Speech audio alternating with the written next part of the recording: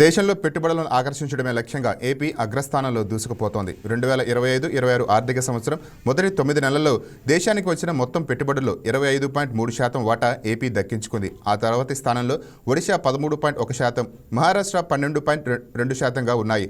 గతంలో ముందు వరుసలో ఉన్న మహారాష్ట్ర, ఒడిశాలను దాటి ఏపీ అగ్రస్థానంలో నిలిచింది. ఇక తెలంగాణ 9.5%, గుజరాత్ 7.1% పెట్టుబడులతో ఆ తర్వాతి స్థానాల్లో నిలిచాయి.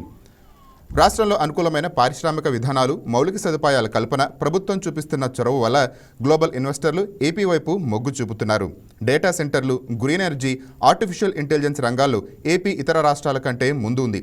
సుమారు 13 లక్షల విలువైన కోట్ల పెట్టుబడి ప్రతిపాదనలు ఏపీ దక్కించుకుంది.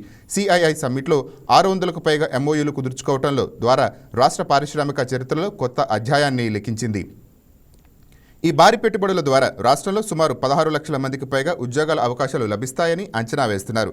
కేవలం 48 గంటల వ్యవధిలోనే 150 బిలియన్ల పెట్టుబడులను ఆకర్షించి దేశవ్యాప్తంగా ఏపీ సంచలనం సృష్టించింది. ప్రపంచ ప్రఖ్యాత సంస్థలైన గూగుల్, రిలయన్స్, అదానీ గ్రూప్ వంటి సంస్థలు ఏపీని తమ ప్రధాన కేంద్రంగా ఎంచుకున్నాయి. కర్నూలులో డ్రోన్ సిటీ, అమరావతిలో క్వాంటమ్ వ్యాలీ వంటి వినూత్న ప్రాజెక్టుల ద్వారా రాష్ట్రాన్ని సాంకేతిక హబ్గా మార్చేందుకు ప్రభుత్వం వేగంగా అడుగులు వేస్తోంది. ముఖ్యమంత్రి చంద్రబాబు నేతృత్వంలో అమలవుతున్న స్పీడ్ ఆఫ్ బిజినెస్ విధానం ఇన్వెస్టర్లో నమ్మకాన్ని పెంచింది.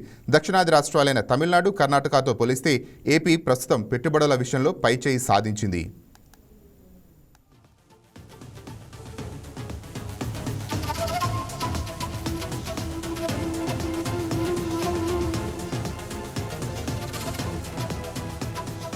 Please subscribe to YK TV Network. Please subscribe to YK TV. Please watch YK News.